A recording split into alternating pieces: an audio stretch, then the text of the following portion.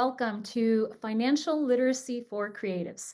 Money management can feel overwhelming for many artists and creative professionals, but it doesn't have to be. Understanding your financial identity and building healthy money habits is one of the most empowering things that you can do for your creative career. We're honored to be joined by Brian Lesson, a San Diego-based business educator and culinarian who combines creative thinking with a love of numbers and details. Brian currently leads the hospitality department at San Diego Mesa College and was a founding faculty member at Alliant International University's MBA program in hospitality leadership. Over his career, he has worked with creative, strategic, and operational teams in hotels, restaurants, education, and talent management, always focused on elevating experiences for both guests and colleagues. Brian's academic journey began in culinary arts at Delhi College of Technology, followed by studies in hospitality business management at Buffalo State University. He went on to earn a Master of Science in Hospitality and Tourism Management from Roosevelt University and a doctorate in Business Administration from California Southern University. Please join me in welcoming Dr. Brian Lesson as he helps us reframe how creatives can approach financial literacy with confidence and clarity. Oh, Hello, Brian. Welcome. there. Thanks so much for having me. Um, and thank you so much for what you do to create such a wonderful community. This is amazing. And I'm so happy to be here. Yeah, it's actually one of the most important things that I think a creative can get a handle on is their financial knowledge, right? And I think that because we all sort of work in the gig economy, right? We're on to the next show, on to the next project, on to the next. It's really tricky to create budgets when you're living in that kind of environment. And so what you're about to share with us, please take notes, everybody. Please be ready. I'll also mention, we have a very full program. So if you do have questions, feel free to add them in. If we're probably not going to get a chance to get to them, but please add them in the chat, and then we'll certainly try to catch them afterward and email the answers after the fact. But please engage with one another, comment and share. So we're going to just go into it. I have questions. Great. Many creatives struggle with money because it feels overwhelming or just not for them. How can someone begin to identify their own financial identity? Yeah, it's a great question. And I think that me coming from the hospitality industry, there is a lot of sporadic pay. And I think that it's very, very similar in the creative space as well. And I think that the first thing we need to do when we're not feeling great about the topic is we need to pause and we need to try to think about where we are on our journey, right, in financial literacy or just financial, safety, right? And I talk about four different identities, and typically someone will be falling into one of these four. And the first is debt elimination. You have some debt, right? And we understand that debt is not the greatest thing for us, and we want to make sure that we're trying to be able to tackle that debt, and we're doing it so that we can move on to the next step in our journey. So debt elimination. The next is monthly margin. So that's an individual that may not have much debt, but they are looking every single month and just scratching their head and saying, where is it all going, right? And may not necessarily have the tools to ensure, right, that their spending is being done efficiently, right? So monthly margin. And then savings safeguard. So individuals that are putting or starting the savings process and making sure that they are thinking about the future and thinking about future spending. So future spending, meaning we all know the day that we buy a car, whether it be new or used, that in our lifetime, we will need a new car. So we're not necessarily thinking about the next one when we're buying the first one. The idea is to have this savings mindset so that we can be looking into the future for retirement, future for investment. We'll talk all about that. But the idea is to think about having buckets and being able to put that money in there and not necessarily using it for aspects of our life that just come up right? And we want to make sure that we're trying to protect that savings. And the last is future security, and that is, really looking into an investment strategy for yourself and to make sure that you are going to be set right for the long term. So the thing about all of those is that we have a concern when we start this journey that we want to try to do all of them all at once. This is why we need to get intimate with our spending. And I always talk about the last 3 months of your spending is really something that you have to understand so that you can kind of start the journey. Hmm. Yeah, I think the part about investing, for example, some people are like, "Are you kidding me? Investing?" Like, I'm barely making paycheck to paycheck, and so that's a really important component. So when you review 3 months of expenses, what patterns should people be looking for? Like, how can this exercise shift their perspective? Yeah, absolutely. So once you've looked in the mirror and you kind of identified yourself in one of those four buckets, um, you just need to do some research. You need to figure out what is going on with the funds that are coming in. Are you satisfied with what's going on, right? Or is there something that you think could be going better? So, and really it is looking line for line, really boring process, but looking line for line at your spending. And that's, all the spending out of your checking account, all your debit transactions, your credit transactions, if you have them, and truly looking to see where the money is going. Now, the great thing is that most banks have technology that allow us to do this pretty quickly and efficiently so that we can look and say, wow, I didn't realize I spent so much money on takeout food last month, right? Or we can really clearly understand where larger chunks of our money is going.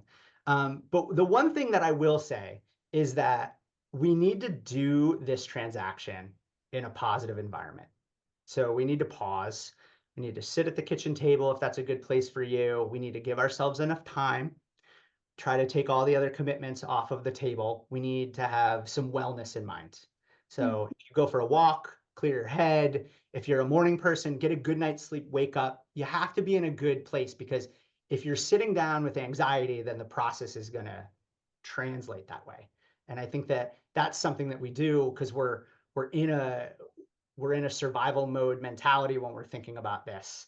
And I think that it's not a great place to be. We need to pause for a second and think about the process.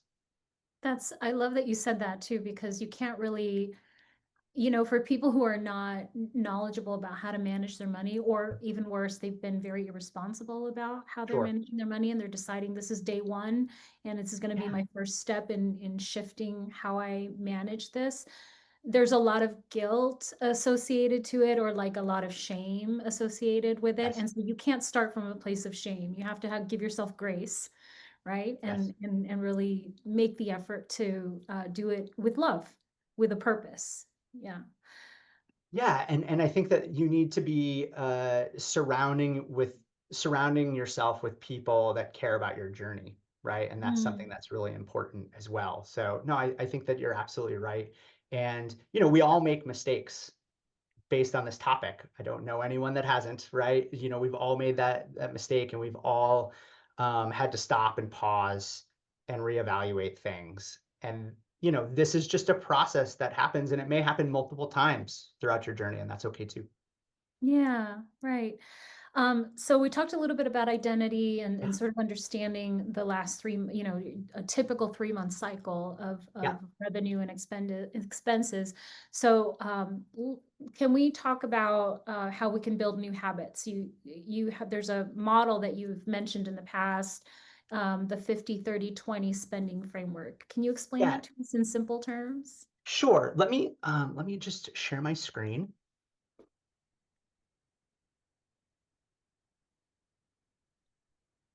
And if we can see that now, this is kind of in many cases, an aha moment. And I think it's an aha moment regardless of how much money we're actually making, right? So regardless of what's coming in, we have to stop and really better understand where it is going out. And I call this the 50-30-20, which a lot of financial experts talk about.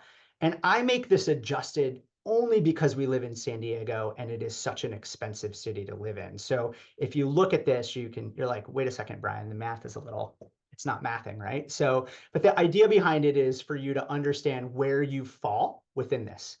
And the first thing, now that we have those 3 months of transactions in front of us, we can truly start to put them into categories to better understand where it's going, right?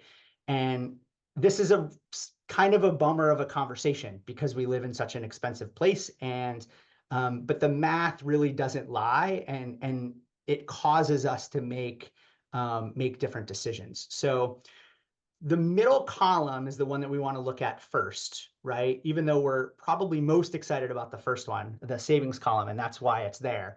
But the fixed costs, right, need to be in 50% of your income coming in, right? And that goes for all the bills that you know are coming in each month. So your rent or your mortgage, your utilities, your internet, insurance, your vehicle costs, phone, right? And we can understand what that looks like. And those are the fixed costs that are coming in. Now, there are three main aspects that we tend to overspend in. And the first one across the board in the United States is everyone's vehicle, right? And unfortunately, San Diego is not a really great commuter town, so a lot of times we have to have a vehicle, but we have to look at what that vehicle is costing us with insurance, with gas, and that monthly payment that is, unfortunately, across the board in the US, astronomical compared to the other bills that we're paying. And that a lot of times is the trick, right? Is we have to look at these large spending categories and figure out, do they push us over that 50% mark, right?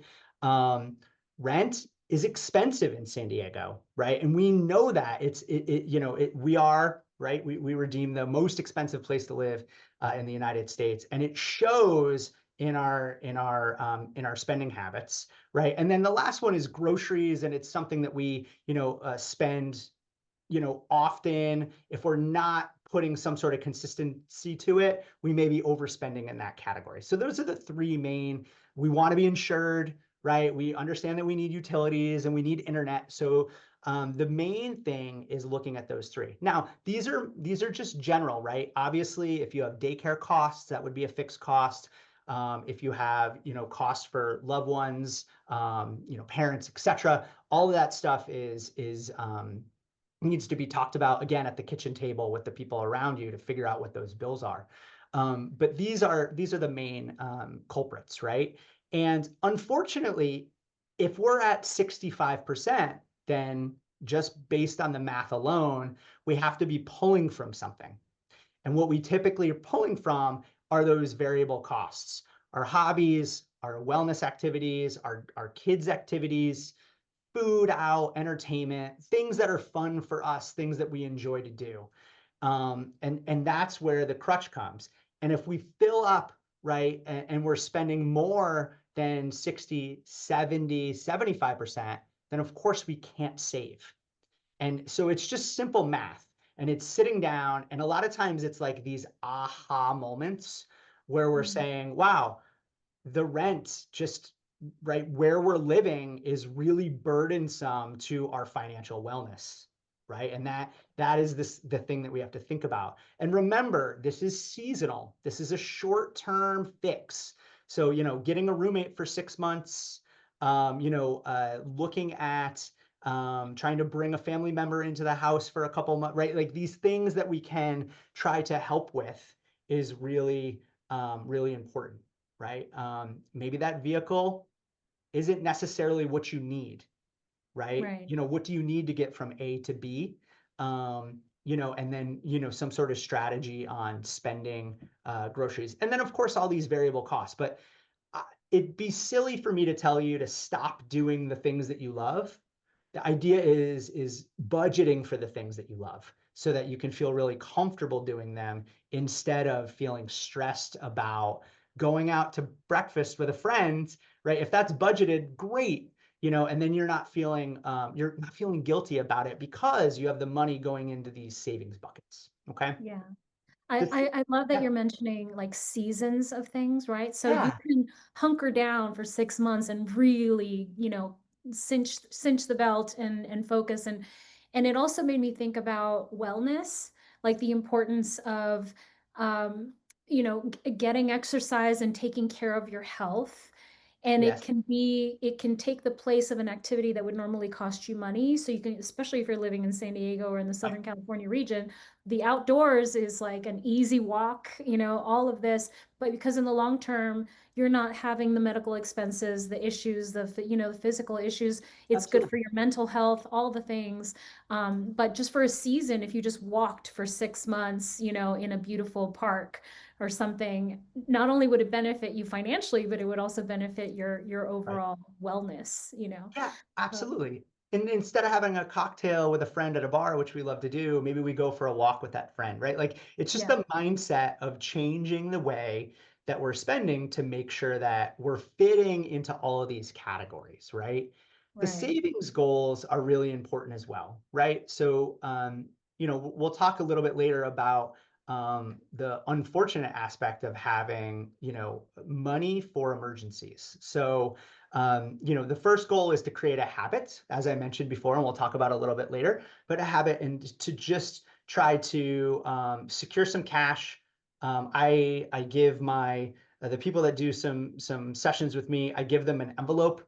My goal is for them to put that money in an envelope and seal it, and then later in life be able to hand that over to somebody that needs it, like that, Mm, right? Like so you truly don't want to touch that money. Now, of course, if something comes up and you need a new tire for your vehicle, well, you have it, right? And that's the point of the exercise.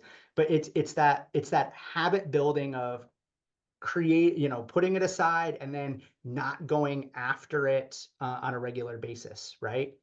Emergency right. funding is really important for creatives. So we talk about, right, the financial industry talks about 3 to 6 months. Everyone talks about 3 to 6 months of an emergency fund.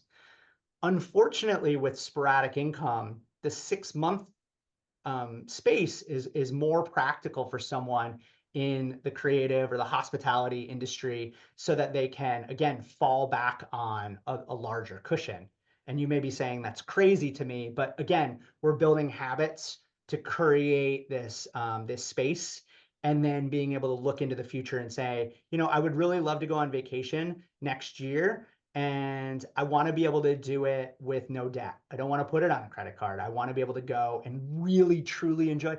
I promise that a vacation that you pay out of your checking account feels a lot better than a vacation that you put on a credit card. So Oh yeah. those are the things that we have to kind of think about as far as these goals. So I'll stop sharing, and we can Yeah, kind of I'd continue the love to conversation. ask the follow-up of the difference between having a budget and creating financial rituals or habits.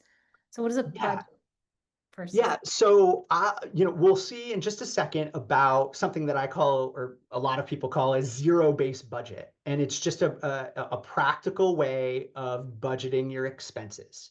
But I think before that, we have to figure out how we're going to make this fun because it's not, right? And that's the thing. We have to make light of our progress, so that we can focus on the achievements that we're doing and not necessarily, right, just get frustrated every single month. So I will share some of my rituals that happen in my house. The first one is something that my wife and I call our cheeky check-in. If you have children, it was during our Peppa Pig phase, and that's where it came from, the cheeky check-in. Yeah, And what we do every Sunday night is we sit down at the kitchen table, we grab our calendars for the week, we make a cup of tea, we light a candle, right? We sit down at the table on Sunday, and we talk about what's going on in the week, right? We look at, we at this point in our journey, we can glance at our financials.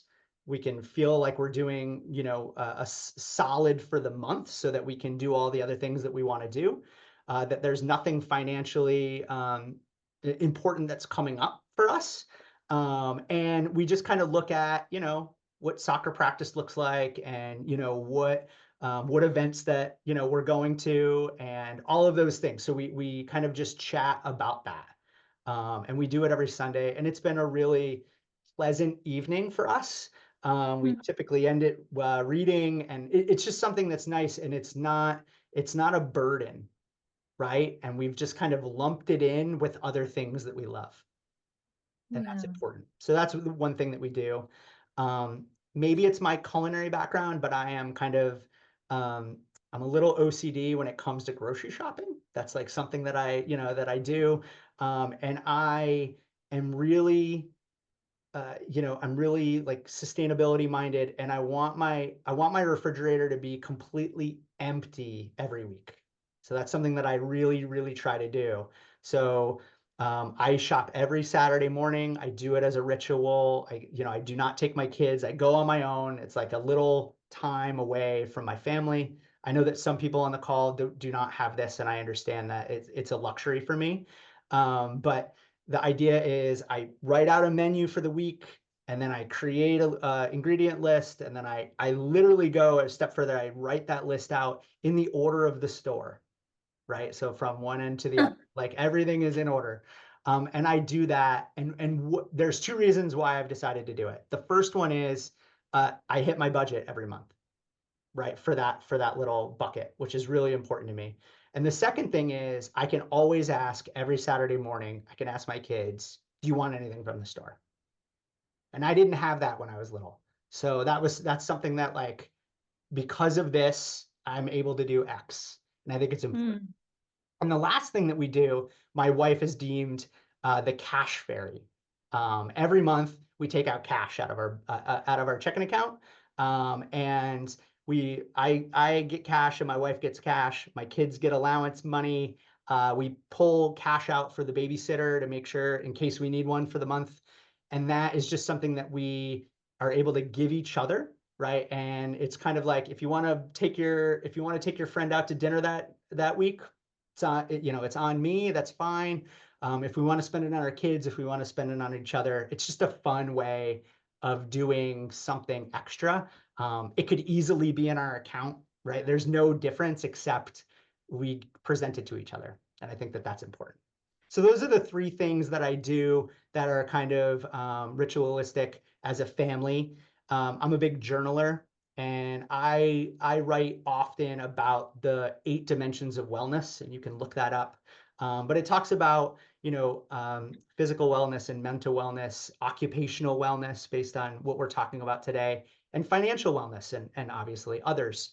But I journal about that, and I do it daily. So again, my financial conversation is lumped in with other things, and that it's not a separate conversation that I'm just focused on anxiously.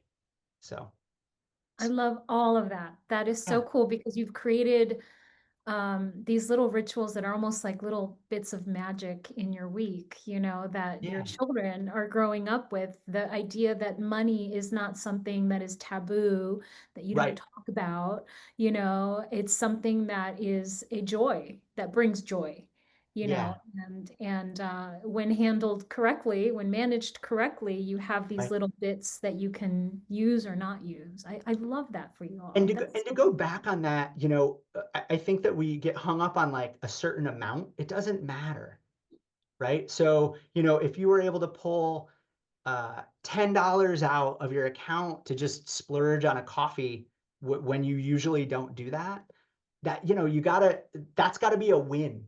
And I think that we don't see that often as a win. And we have so many wins that we just kind of sweep under the rug, and we're not able to, really enjoy those moments. And I think if we stop and think about them, and we again create these rituals around them, then it allows us to feel good.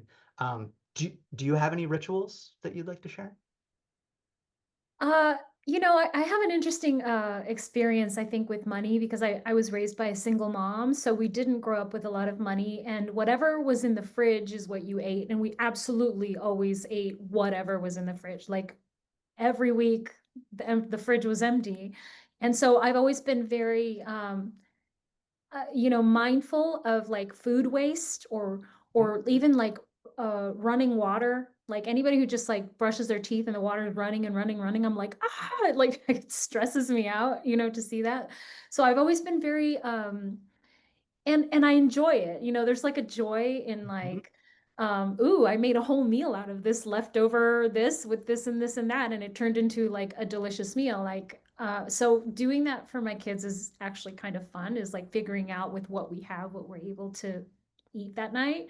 And it can still be delicious if you buy like the right core ingredients, right? That Mhm. you make one big pot of rice that will last you 3 dinners, or one big like pre-mixed salad that you can have for a couple nights in a row as, as an add-on. And so if you pre-plan it in such a way, then you actually are able to save that way.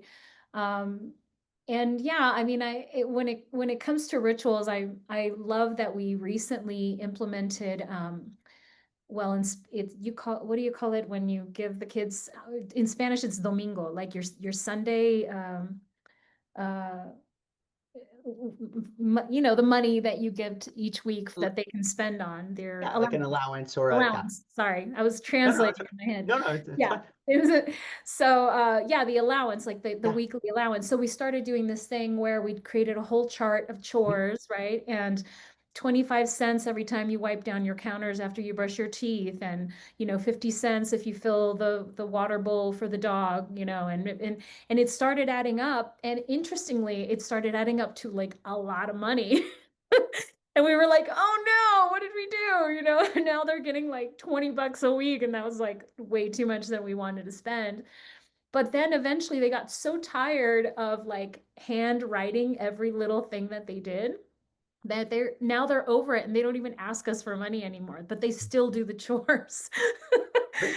But because of that, because they've sort of let go of the like urgency of needing to make money, that turned into, now we'll buy them a little thing here and there as just a gift for being a good kid, for just so. I don't know if that equals like a ritual Yeah, exactly. of course it does. Yeah. Of course it does. And I think that, again, this spinning a negative into a positive is just a really important thing to do based on this topic. But I wanted to get back because you mentioned budget, and I wanted to talk about what I mentioned before, which is this zero base budget. So again, I'm going to share my screen, and we're only going to do this a couple times because I'd like to have a conversation. Um,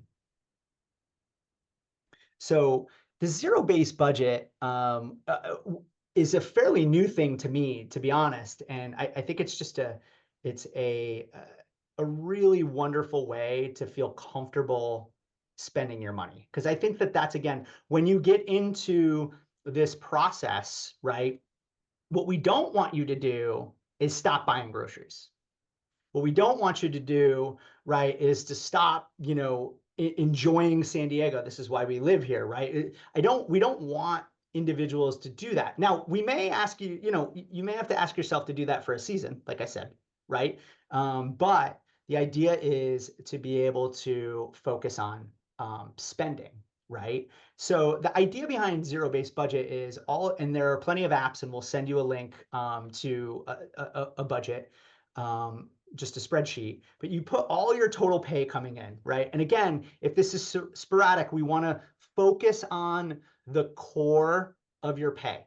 And we'll talk about that in a little bit. But you're going to, all your money that's coming in is going to go at the top. And then you're automatically going to focus on savings, or you're going to focus on debt if you have it.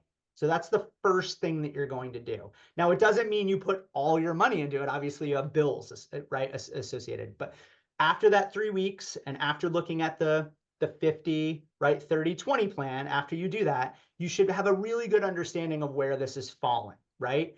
And you're going to put your savings in first. You're going to focus on all your fixed spending, right? And then you're going to work on your variable spending, and you're going to spend all of it to zero, right? So you're going to spend all your money because you are focusing on your debt and you're saving first. And that just allows people to say, you know what? I have money left over and I should do something with it, right? Now, you can always put it obviously into savings if you'd like to, or you could put it onto more debt if you'd like to. But the idea is for you to maybe splurge a little bit at the grocery store, right? Be able to get that coffee on the way to work, et cetera, if you're feeling good about that. So again, it's just a really great way to think about spending and front load it, right? Earlier in my journey, I was a big whatever I have left over, I will put in savings. Like that was my philosophy on things, and obviously it just does not, in some weeks, in some months, it doesn't work because we're not watching and monitoring the process. And I think that that's what is something that I think is a really great way of presenting that.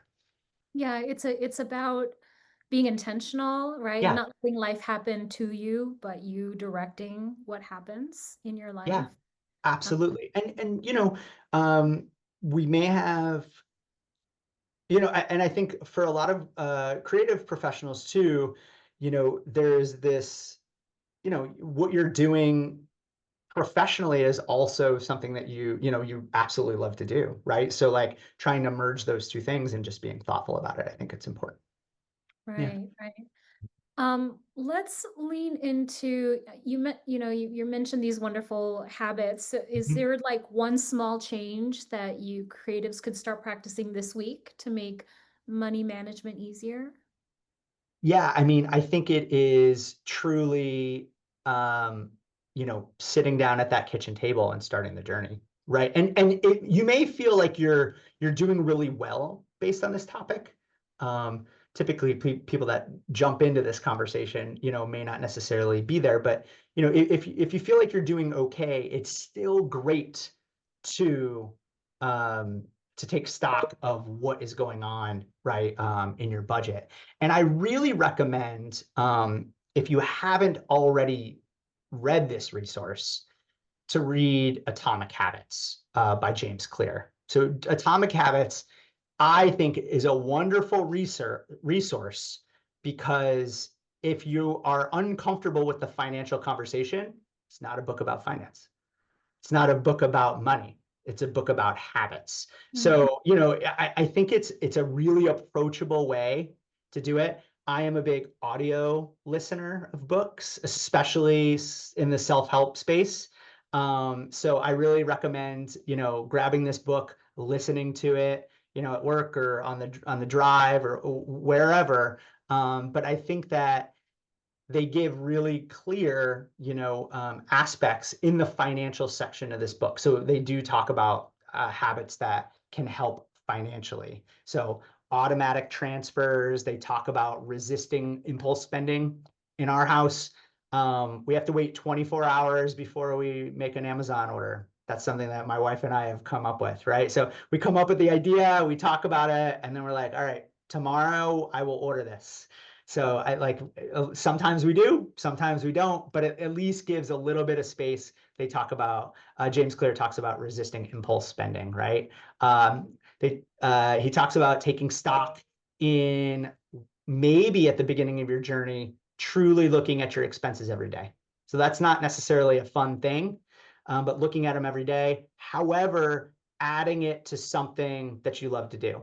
So if you love music, put on an album that you've been wanting to listen to, and then sit down, right, and do this look at this topic. You have to create a habit within something that you're already doing, right? mm, Looking at looking at financial decisions in smaller chunks. So I mentioned $400 to $1,000. You may be looking at me saying like that's just not in the cards right now.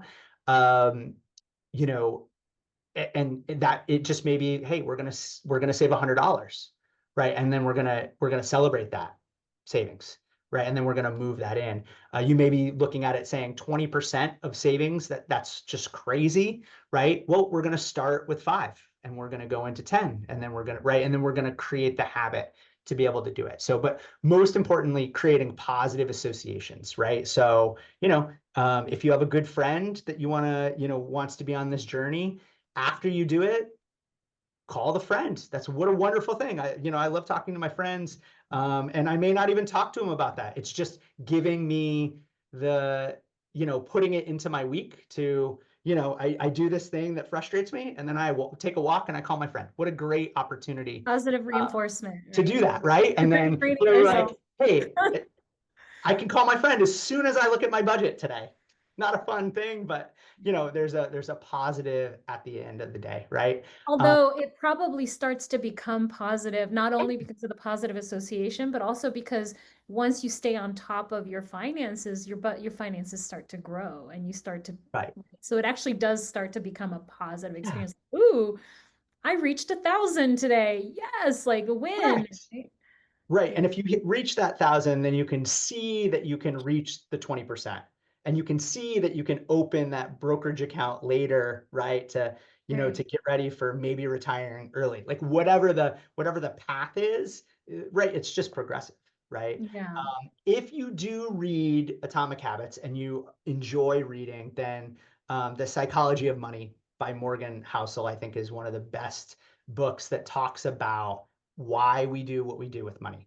And it's not necessarily just a guide to you should do this and then do this and then do this, but it's really translating why we do these things. Hmm. Thank you. Thank you. We'll add these in the chat as Yeah, well. some resources. Yeah, for Um, sure. so once we have the habits in place, the next step is strategy. So Yeah. looking at the bigger picture, can you walk us through the working tree exercise and how Yeah. it helps creatives set realistic goals? Yeah, I do this in two of my classes. I do it for a professionalism class, and I do it for a leadership class. And I think it's a great exercise for us to look at um, just focusing on income earning, right? So if we're in a place where we've now looked at 3 months of expenses, we've gone through the three blocks, we have now put everything into a budget, and we are starting to roll, right? Remember that for the first 3 months of this process, it is not going to go well, right? I mean, it's just like major change. Like it is totally okay that it doesn't feel like it is going exactly the way it is, right? Because we have to change a lot of things in order for this to happen. So one thing we focus on is looking at possible increases of income, right? So if you think of a tree, right, your main job is the trunk of that tree. Whatever the most stable income that's coming in is the trunk, right? Um, and then you have in the creative space, probably the main branches are still industry related, right? But all of you wear many, many hats, and you can generate revenue in many different ways using probably a lot of the same skills. And that's exactly what this process looks like. So we're kind of looking at, the main branches. And then you have these sub branches, the smaller branches off of those. Those are gigs that you may not want to do, but can generate some revenue, right? So for me, I always look back and I'm like, if things go south for me, I know that I can serve a table. I know that I can tend bar. I know that I can cook food. So, in the back of my head, I'm always saying, all right, well, there are now new gig economy apps for banquet and event staff. And that's something that I know that I could put on my working tree. Like that's one of many arms that if I was looking at something in my future and I was like, you know what? If I could just save X dollars, I could do this. And instead of trying to change my direct bubble, I could say, I can make X dollars by doing this gig work for 6 months, 2 days a week, and I can hit the goal. And again, it's attainable, it's seasonal, and right, it could be short term or it could translate into something long term. So those are the things to think about. And it's an exercise you can look up and you can just kind of look and see. And I'm a visual person, like almost everyone on the call, I'm assuming, and just kind of looking at it that way.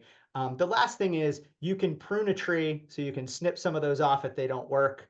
And then also you have to think about watering it, meaning maybe I need to set up an account for that gig work, even though I'm not going to do it, and I should keep that account active. or I should start networking in places, or talking to maybe your current employers, contractors, clients to say, you know, I know I work one day. Is there a possibility in the future that I could work two or three for a short period of time? I'm looking to tackle a debt goal of X dollars, and I would love for you to be a part of my journey. Like that is something that's important. And I think that the activity just allows you to say, you know what? I love dogs. I can walk dogs. I love baseball. I could I could work part-time at Petco Park, that kind of thing to allow you to say, it's only short term, it's okay. I love that because I actually did that when I was very young. I was Yeah, like 20 years ago. And I remember thinking I hated my job at the moment. And I was like, okay, what else can I do? And I literally did that tree. I yeah, created a good. STEM where I was like, well, I speak three languages, so I could be a translator. I could do all of this. I could teach in any part of the world. I could teach English any part of the world. I could teach theater because I was trained in theater to young people. I could do workshops. I could sing. I had a jazz band. So interestingly, I think everybody on this call has multiple Yeah, layers of where they could take on their work. Like if you're a sound engineer, if that's a skill set that you have, or a videographer, you can take that into the film community, into the theater community, sound design for film. You can do little mini shorts for nonprofits all across the board, no matter what nonprofit they're in, they're all in need of that type of work. So whether it's something that's ongoing gigs for the rest of your life, or right. whether it's a season where you're like, I really don't love it, but I'm good at it, dive in. I love that you brought that up because that's our community. Yeah, Um, and that's why I talk about identity because, we define ourselves as a sound engineer, right? We also need to define ourselves as that person that needs the debt elimination or the savings, the monthly margin. Like if we identify as that, then it's okay for us to do right the activity mhm. for a short period of time, and I think that that's super important. And I know that my community, they focus on that because they're obviously training to become X, and they don't want anything to get in the way of that. However, right, for a short period of time you can do whatever you want and still hit the goal that you're looking for and probably do it better and a little bit safer. Yeah. Yeah. Thank you for making this so down to earth and approachable. It's really super helpful. The debt snowball method is often recommended. How does it work and why does it help people stay motivated? Yeah, so if we're talking about debt, right, and we're looking to, right, use this tree analogy to focus on debt and tackling it, or to focus on, get making savings margins or goals, whatever the case may be. Um, the debt snowball is really great. You can easily look it up. It's been popularized by Dave Ramsey, who's a really famous financial personality. And he says that you got to list your debts, smallest to largest, put them on a piece of paper, define them, figure out what they actually total to. That's a really hard thing to do. Student loans are expensive, right? Car payments, personal loans. You have to add them all up. You have to know what that dollar amount is so that you can truly look in the mirror and say that I'm going to tackle this. And then um, uh, once you have it listed, you just have to tackle the smallest one, right? And that may be a loan that you have online where you've decided to buy something in three installments instead of one installment, right? You got to tackle those little loans first. And the idea behind it is the dollar amount that you have left over from spending on that minimum payment of the first loan, you roll over, you snowball into the next one. Once you pay that second one off, you take the total of the two and you snowball it into the third. So now you have this larger amount of money that is focused on and tackled on. I will share a debt snowball calculator. I think it's also really important to put them all into a system and truly see what that date is, and how many years away that date is. I think that in most cases it's closer than you think, and that's why I think it's important for you to look at that based on what you can throw out your debt. Yeah. Yeah, this is great. And let's talk about investing and all that. So it seems like if somebody spoke to me about investing in a retirement account, for Right. example, when I was 20 years old, I'd be like, that's so far away. Like, not yet. I'm not ready for that. But when should a creative start thinking about investments, and are there beginner friendly options that you can suggest? Yeah, it's a really, really good question. So I think that you have to be ready for it. And I think that the media, social media, right, what we listen to on a regular basis. I mean, there are literally television shows that focus on the financial, right, strength of the US economy. But I think that there are, again, some things that we've talked about, right? So it recaps what we've talked about since the beginning, right? So the first thing we have to think about is if you are an individual that works for an organization that provides a retirement plan, right? Then you want to make sure that you are focusing on getting the match that your employer takes, right?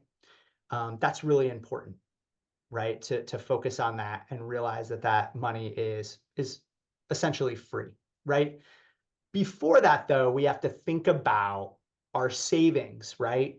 Do you have, right, debt? And if you have debt, it's not time to invest. And I think that that's the tricky thing. We have to get rid of this burden so that we can feel really good about the money going in, because the money you're putting into investments, right, is making X percentage, right? It's typically the money that you have with debt is taking more than that percentage. So it's just impractical to not focus on the debt first, right? And again, if you understand that goal, that end goal, then you understand when you can start investing, because that's what you're going to do with the money after you've hit that goal, right? So the idea is, do you have, right, from the very beginning, do you have the $400 to $1,000 in cash? Have you figured that out, right? Have you started the habit? Do you have 3 to 6 months of expenses in a checking account, savings account, just sitting there doing nothing but making you feel safe, making you Mhm. the ability to breathe, the ability to say, I don't really love my job, I would like to make a pivot. Like that's what that safety net does for you, right? Is to create this emergency fund. If your tires, you know, if you break down on the side of the road, you have the funds to help you, and it's not going to allow you to call out for work, etc. You have the ability to be there for a true emergency, not something that we think is coming, but something that is a true emergency. Okay. So if you have those things and you have those buckets filled, then you should be putting 10 to 15% of your income into investments. And again, I don't like to, everyone is different. So it's a really personalized journey when it gets to the investment place and space. But again, if you don't have a company match, you're looking at retirement, right? Social Security is going to bring you in about 30% of your income. That's it. The rest is unfortunately our responsibility to bring in, and we want to start looking at that. There are self-employed 401ks, or solo 401ks, there are Roth IRAs. These are really tax savvy retirement funds that can be done fairly easily. We want to look for companies that have low fees, right? The big three that everyone speaks about that I think are, safe are Vanguard, Fidelity, and Schwab. So if you look at those and you look at those and look at what they have to offer, and you're making simple investments. I only invest in the full stock market, and I do that because my family is important to me, and I want to make sure that I can create investments that are pretty vanilla, pretty boring, that grow really slow over a long period of time. So hopefully I have something to give to my kids in the future. And that's kind of my philosophy on that. So I think that most people have some steps that they need to get to if they are in this place, I would recommend looking up those three organizations, possibly getting somebody in the financial industry to look at their place in space. I don't think it should be something you're spending annually or monthly. But I think that there are opportunities in the for you to better understand this long-term goal that you've set out to achieve. And for anybody who is feeling really intimidated by this, there are financial advisors. It's their entire job to Yeah. help you talk through your choices and help you understand what decisions you're making and the impact of those. So if and when, let's say when you are ready for that level of your financial journey, reach out to them and ask them for some advice. Ask for an advisor to help guide you. Um, Absolutely. The only thing so you want to do is just be careful of how you're paying them and just be really understanding of what they are generating from your investments. If you're going to use an advisor, and make sure that they lay all of that out. So, and it's a very, very easy question to ask and they're expecting it. So be sure to ask the question so that you understand what that looks like. yeah, let's move on to resources, and we've got about 10 minutes, just exactly. What resources, books, podcasts, social accounts, what can you recommend for somebody just starting out in their financial journey? Yeah, I'll definitely put a list out. I think that, it depends on where you are. But YouTube is a really great, YouTube has really terrible, content. And then there are pretty consistent people with pretty consistent talking points about specific aspects of finance, right? So people that I constantly look to, if you're in the debt journey, the Ramsey organization, regardless of how you feel, um, uh, they are there for you on your debt journey. So I really recommend Jade Warshaw, George Camel, those two personalities to just kind of talk the talk. I think it's really important that we, if we're in a slump, that we try to find, um, people that are trying to help you fix this on your own. And I think a lot of what we see on social media is you should flip, you should flip real estate, you should get into crypto, like all of these things that are, short-term solutions. Remember, we're trying to break habits, right? We're not trying to get a quick fix. If you get a quick fix, I guarantee that you will probably continue your habits and, we'll just be back to the same place. It's like playing the lottery, you know. Absolutely. I love two individuals that are focused on maybe the next, after you pay off your debt, kind of like what's next. Aaron Talks Money, Ty from Financial Tortoise. Those are two great resources. And I really enjoy what Brian Preston does on the Money Guy podcast and kind of helps individuals. It's typically people that are kind of at the, once they're in this arena. He calls them financial mutants, like in the arena of this exciting journey. But some things, and I'll share their links. And it's not about. It's more about kind of going back and getting that little push to keep going because you're really on your own, right? Whether it's your family or yourself, but you're kind of on your own in the journey. Yeah, I love that. So wh- if someone were to take just one small action this week to feel more in control of their finances, what would you recommend? Um, Sit at the kitchen table with your partner, put on some good music, make a cup of tea, ask yourself what you want to do next based on this journey. I think that that's it. I mean, that's the deal. Once you realize what that is, you know, the resources are out there, the ability is out there. We live in San Diego. It's a wonderful city. It's expensive, but there's a lot of really great opportunity here. And there's a way that you can make this financial journey a reality. That's what I would say. Absolutely.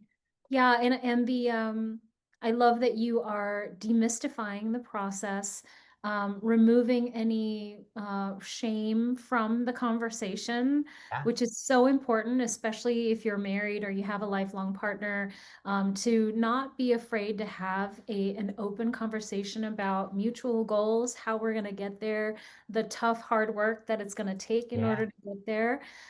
Because sometimes there's a lot of like it becomes like, oh, we can't talk about money, but meanwhile you're suffering internally at the debt Yeah. that's growing and you're not doing anything about it. So that's important. It's important in a partnership, and I'm glad that we have that transparency in my Yeah. relationship, and And the highly last thing you have to understand is that it's not about the income coming in. There is a percentage, right? But it's about a lot of times what is going out, right? So, your neighbor may be struggling, right? The people down the street may be struggling. It may not look it from the outside. A lot of people are really good at that part. But those are the things that we have to think about. And it's a shame that our society does not, this is not a free conversation that you can have with your best friend. It's unfortunate that that's not the case. I really wish it was. Yeah. So, Well, thank you. We're running out of time. Thank you, Brian, for sharing such absolutely. practical and empowering insights. We're super grateful that you're a part of our little Vanguard Culture family, and thank you for being part of Mashup this year. We really appreciate you. Thank you. Best of luck. And thank you all for everyone for joining us. Remember, financial literacy isn't about being perfect with money. It's about taking small, consistent steps to understand your financial identity, build healthy habits, and create a sustainable future for your creative practice. So on behalf of Vanguard Culture, thank you for being here and investing in your creative future. Please stay tuned for our next session starting soon, The Business of Art, Contracts, Creative Work, and Employment. Stay tuned.